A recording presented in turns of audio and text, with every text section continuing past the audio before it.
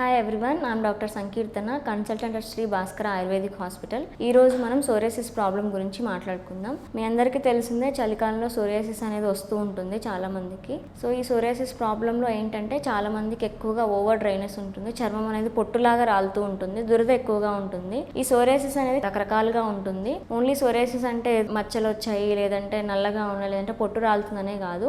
Only కాళ్ళకి చేతులకి వచ్చే సోరియాసిస్ ఉంటుంది, ఓన్లీ తలలో వచ్చే సోరియాసిస్ ఉంటుంది, ఓన్లీ ప్రైవేట్ పార్ట్స్లో వచ్చేది ఉంటుంది.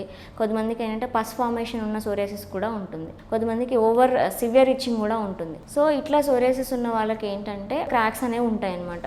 ఈ సోరియాసిస్ ప్రాబ్లంతో మీరు ఎవరైతే బాధపడుతున్నారో ఆలస్యం చేయకుండా శ్రీ భాస్కర కేరళ ఆయుర్వేదిక్ హాస్పిటల్కి వచ్చినట్టయితే పంచకర్మ ట్రీట్మెంట్ ద్వారా మీకు మంచి సొల్యూషన్ అయితే దొరుకుతుందండి. పంచకర్మల్లో భాగమైన స్నేహపాన, వమన, విరేచన, లీచ్ థెరపీ ట్రీట్మెంట్స్ అన్ని చేస్తూ మేము మంచి సొల్యూషన్ అనేది చూపించగలుగుతున్నాము. దాంతోపాటు ఏంటంటే సోరియాసిస్ అనేది స్ట్రెస్ తీసుకున్నా కూడా ఎక్కువ అవుతుంది అనమాట. క్వాలిటీ ఆఫ్ స్లీప్ అనేది సరిగా లేకపోయినా కూడా ఎక్కువ అవుతుంటుంది. సో దానికంటూ మా దగ్గర శిరోధార అనే ట్రీట్మెంట్ ద్వారా మంచి రిజల్ట్ అనేది ఉందండి. సో మీరు ఎవరైతే ఈ ప్రాబ్లంతో బాధపడుతున్నారో ఒకసారి మా భాస్కర ఆయుర్వేదిక్ హాస్పిటల్ని సంప్రదించండి. Thank you.